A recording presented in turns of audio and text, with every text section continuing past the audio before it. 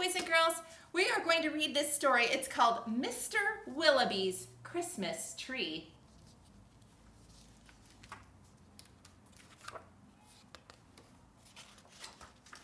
Mr. Willowby's Christmas Tree. Oh, and look, it looks like the tree is on the truck.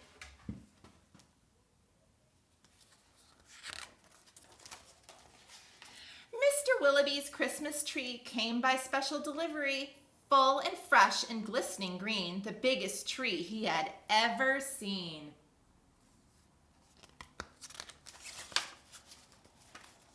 He dashed downstairs to open the door. This was the moment he'd waited for. A magnificent tree, splendid, he'd cried.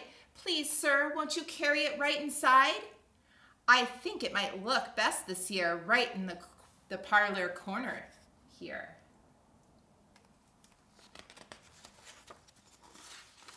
My book is well loved. It's coming apart. But once the tree stood in its place, Mr. Willowby made a terrible face. The tree touched the ceiling and bent like a bow. Oh, good heavens, he gasped. Something must go. Baxter the butler was called on in haste to chop off the top, though it seemed quite a waste. That's great, Mr. Willowby cried with glee. Now we can start to trim my tree. When the trimming was well underway, the top was placed on a silver tray.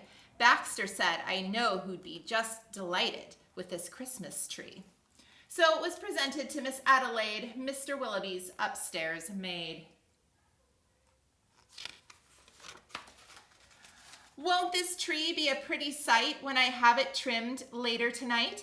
But the top, oh dear, I'm so afraid will have to be cut, sighed Miss Adelaide. Look, it's bending. And so with scissors sharp and long, she snipped off the top while she hummed a song. The top was set out the very next day in the back of the house to be thrown away.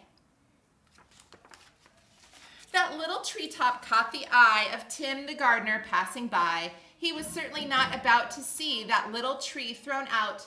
He hurried home straight away to see what Mrs. Tim would say. Fa la la, surprise, surprise, his wife could not believe her eyes.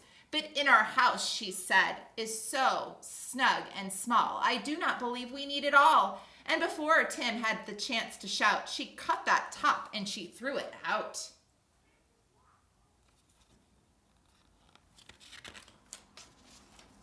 Barnaby Bear was paddling by. It almost hit him in the eye. Now who would throw a tree away so very close to Christmas Day? I'll take it home, that's what I'll do. Look, Mama Bear, I've a present for you. Isn't it a pretty tree, yawned Barnaby quite drowsily, but Little Bear, standing off far, cried out, oh, that tree won't hold a star. Barnaby said, let's cut a hunk off the bottom here at the trunk, but Mama just shook her head and sliced off the treetop instead. And look, it gets even smaller. Jolly by golly, Barnaby said with a kick, Mama, this surely is just the right trick. Let's trim it with bells and honey rings, some berries and tinsel and popcorn on strings. Mama said, trim it just as you like. I've got to tidy up for the night. This top we won't need anymore. I'll just put it outside the door.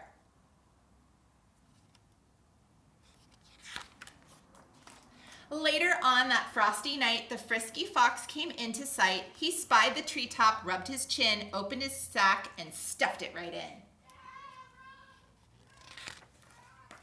He scampered home and jumped his gate. This Christmas present couldn't wait. It's even better than mincemeat pie, said Mrs. Fox with a happy sigh. Then the foxes saw that their Christmas prize was just a wee bit oversized. Look at that. There, my dears, don't you worry. I'll fix this top now in a hurry. Oh, look, and smaller still. Benjamin Rabbit found it then, just outside the fox's den. It seems, he thought, most certainly, Santa left that for my family. Look, he cried, see the tree I found? With that, he called his family round. There was merrymaking, rollicking, frolicking, carrot-shaking, celebration around the tree, all as happy as rabbits can be.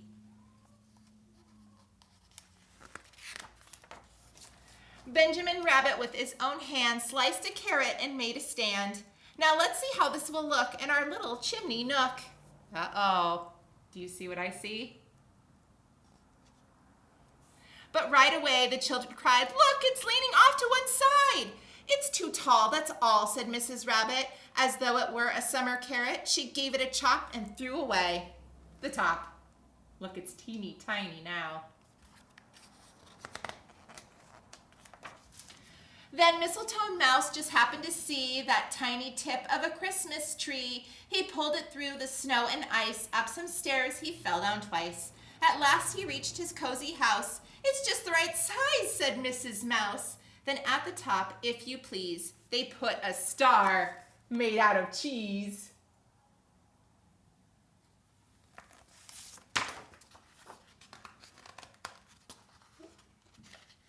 Pages are stuck together. Oh, wasn't it grand to have a tree exactly like Mr. Willowby? And look, there's Mr. Willowby next to his big giant tree that we started with, and then there's the little mice, and they have the tiny, tiny top of the tree. Wasn't that a fun story about how one tree brought so much joy to so many different people and creatures? I love that story. Thanks for reading with me, boys and girls. Bye!